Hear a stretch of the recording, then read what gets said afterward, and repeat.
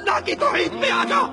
ان مردوں کو غوث آدم نہ سمجھ جو اپنے کپڑے نہ اتار سکے، جو اپنا طہارت نہ کر سکے، جو اپنا غسل نہ کر سکے، جو بیوی روتی کو چپ نہ کرا سکے، جو روتے بچوں کو چپ نہ کروا سکے، ارے جو خود چل کر قبرستان نہ جا سکے، جو قبر کی مٹی میں اتر نہ سکے، جو اپنی قبر پہ مٹی ڈال نہ سکے، اتنے مجبور تھے کہ لوگوں کے کندھوں کے سوار ہو کر گئے تھے. وہ قبر میں داخل ہونے کے بعد سب سے بڑے مددگار کیسے بن گئے؟ غوث آدم کا معنی کیا ہے؟ سب سے بڑا مددگار. اور دھرتی پہ لوگوں سن لو، کائنات میں سب سے بڑا مددگار صرف ایک ہے، اور وہ نہیں ہے جو مر کے مٹی میں دفن ہو جائے، وہ ہے جو سب کو مارتا ہے، اسے موت. تم کہتے ہو ہمارا بابا انڈیا کا غریب نواز ہے. ارے اللہ کی قسم، کائنات میں غریب نواز دو نہیں ہے، غریب نواز ایک ہے. اگر تمہارا یہ بابا غریب نواز ہے تو اللہ کو کیا کہو گے؟ ہم کہتے ہیں اللہ غریب نواز ہے. کیسے؟ دلیل مانگو ہم سے.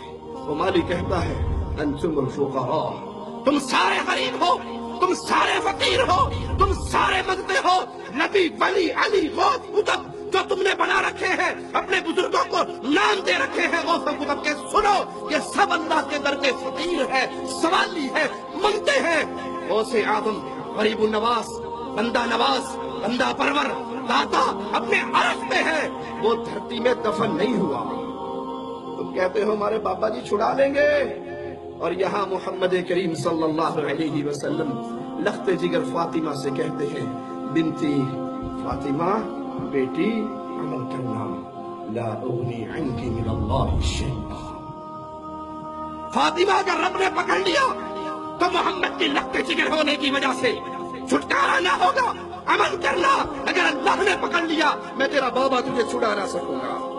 میں ہر کلمہ پڑھنے والے بھائی سے کہوں گا تعصب کی عینت کو اتاریے، مسلکوں کے بتوں کو توڑیے.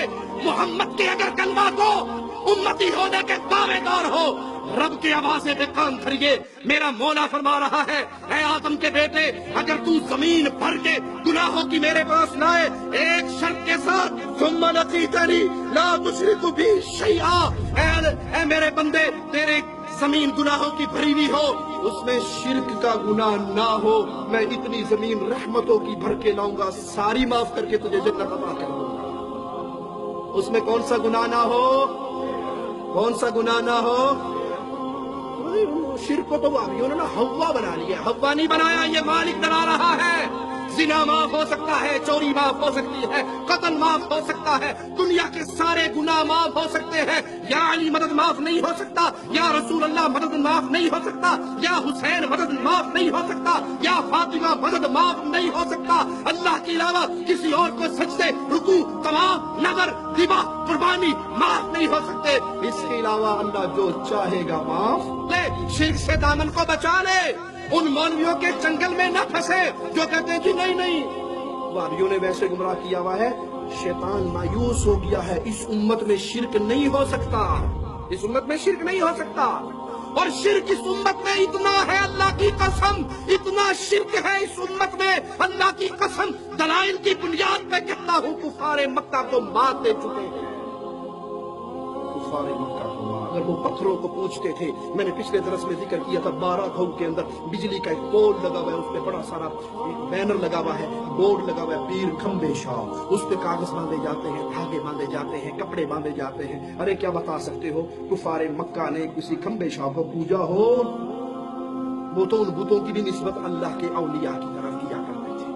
آج شرک کی کیفیت یہ ہے کہ مرید اپنے پیر کے سامنے کھڑے ہو گئے، پیر کاموں والی سرکار کے سامنے کھڑے ہو کر کہہ رہے یہ بندے جو آئے ہیں یہ تیرے بندے ہیں، اللہ کے نہیں. انا للہ و انا الیہ راجعون.